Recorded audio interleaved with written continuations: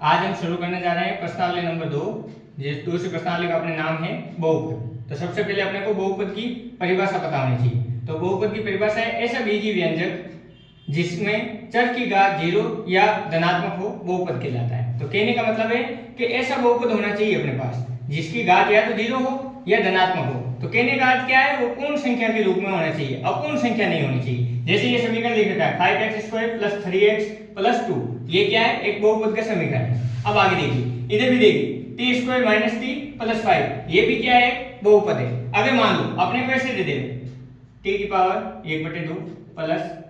2t + 3, तो ये देखिए यहाँ इसकी घात क्या आ गई, आधी आ गई, तो ये बहुपद नहीं होगा। जैसे अपने को दे दिया t⁵ 5/2 + 3t² + 3, ये ऐसे दे दिया तो इसकी भी घात क्या आ गई, अपने बट्टे में आ गई। कहने का मतलब है ये पूर्ण संख्या नहीं है, तो ये भी बहुपद नहीं होगा।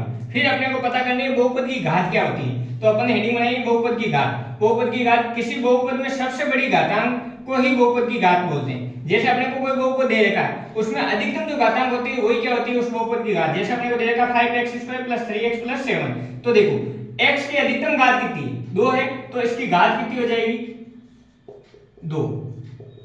अब बहुपद के अपने वैसे तो प्रकार बहुत सारे हैं, रेखिक बहुपद है, द्विघात बहुपद है, त्रिघात बहुपद है, परंतु अपने कोर्स के अंदर 10th क्लास के अंदर दो ही दे रखे हैं, एक रेखिक बहुपद है और एक द्विघात बहुपद है। तो बहुपद के प्रकार हो गए अपने पास दो, एक रेखिक और दूसरा द्विघात बहुपद।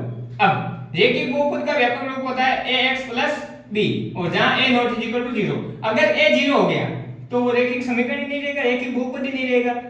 और इसी प्रकार द्विघात बहुपद है, उसका मानक रूप क्या है, ax² + bx + c, और जहां a ≠ 0। अगर a की वैल्यू 0 होती है तो x² का पद गायब हो जाता है, और पद गायब होते ही ये द्विघात बहुपद नहीं होके रेखिक बहुपद हो जाता है।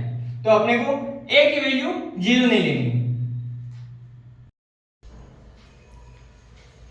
बहुपद के शून्यांक एवं गुणांकों में संबंध।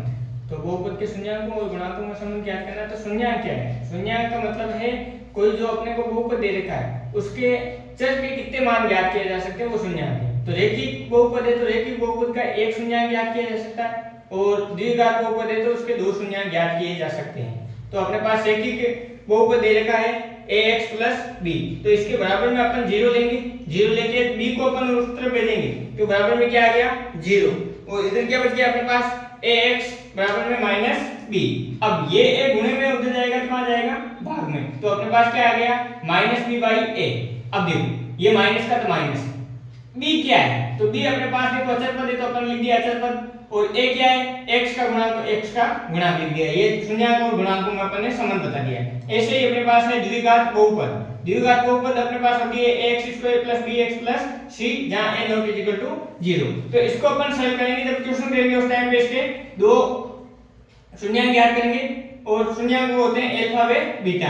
अब उनके शून्यांकों के मध्य संबंध, शून्यांकों और गुणांकों के मध्य अपन संबंध ज्ञात करते हैं। तो शून्यांकों का जो योगफल होता है उसको अपन अल्फा + बीटा लिखेंगे, और जो इनके गुणांक हैं इस समीकरण के द्विघात बहुपद के, तो देखिए -b/a के बराबर होता है। तो b क्या है, x का गुणांक, तो अपन ने लिख दिया x का गुणांक, a क्या है, x² का गुणांक। अब शून्यांकों का गुणनफल, तो अल्फा गुणा बीटा बराबर में c/a, तो c क्या है अपने पास अचर पद है, और a क्या है, x² का गुणांक है।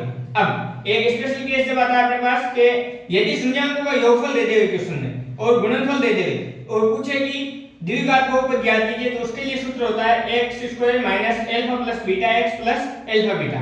कहने का अर्थ है अगर द्विघात बहुपद बनाता है तो x² - अल्फा + बीटा, मतलब शून्यांकों का योगफल अपने को लिखना है, उसके गुणे में x लिखना है प्लस, और शून्यांकों का गुणनफल लिख देना है। इससे अपने का क्या आ जाएगी, द्विघात बहुपद आ जाएगी अपने पास, और इस प्रकार अपने ये कंप्लीट हो जाएगा।